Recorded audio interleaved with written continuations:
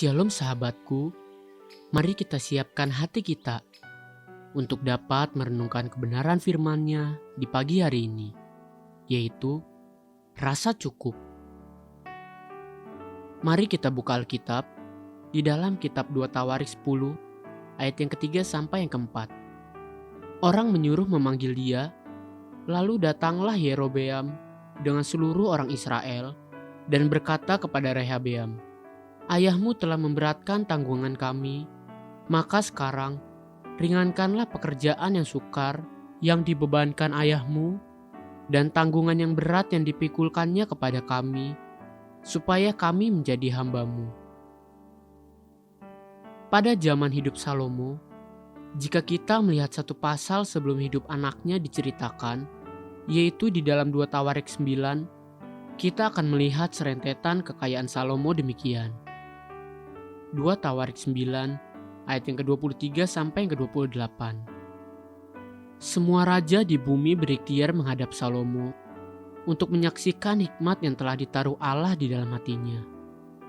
Mereka datang masing-masing membawa persembahannya, yakni barang-barang perak dan barang-barang emas, pakaian, senjata, rempah-rempah, kuda dan bagal, dan begitulah tahun demi tahun. Salomo mempunyai juga 4.000 kandang untuk kuda-kudanya dan kereta-keretanya, dan 12.000 orang berkuda yang ditempatkan dalam kota-kota kereta dan dekat raja di Yerusalem. Dan ia memerintah atas semua raja, mulai dari sungai Efrat sampai negeri orang Filistin dan sampai ke tapal batas Mesir.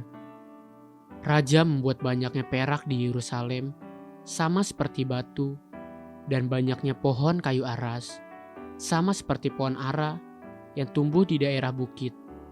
Kuda untuk Salomo didatangkan dari Misraim dan dari segala negeri.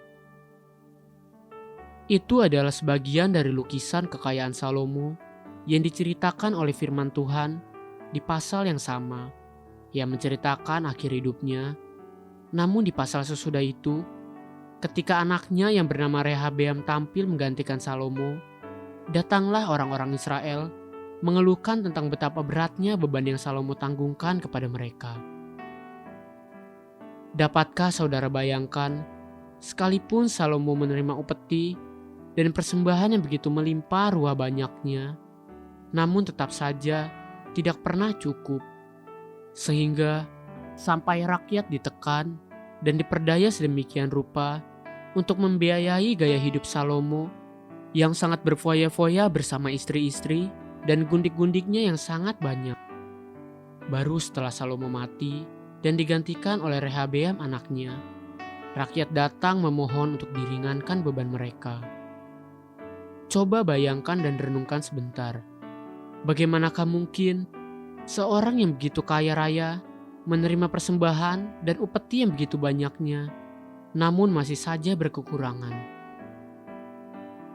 Gaya hidup itu bukan masalah berapa banyak, tapi tentang dapatkah saya berkata, cukup.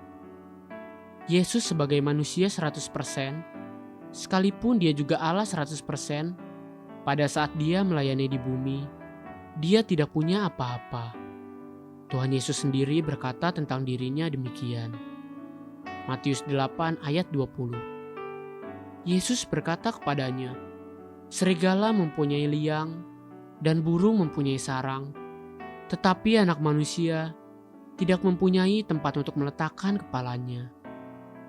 Tapi sepanjang umur hidupnya, dia selalu diwarnai dengan memberkati orang lain. Dia memberi makan 5.000 orang laki-laki. Dia menolong banyak orang susah. Dia menyembuhkan banyak orang sakit. Hidup dengan rasa cukup akan membuat kita menjadi manusia yang dapat memberkati orang lain dan berguna bagi banyak orang. Sebaliknya, tanpa rasa cukup, manusia tidak dapat mengucap syukur dan menjadi berkat sekalipun dia menerima sedemikian banyaknya. Haleluya, sahabatku, mari kita sama-sama berdoa. Bapa Surgawi, terima kasih untuk semua kebaikan-Mu. Ajari aku untuk hidup dengan rasa cukup dan mengucap syukur pagi ini. Amin.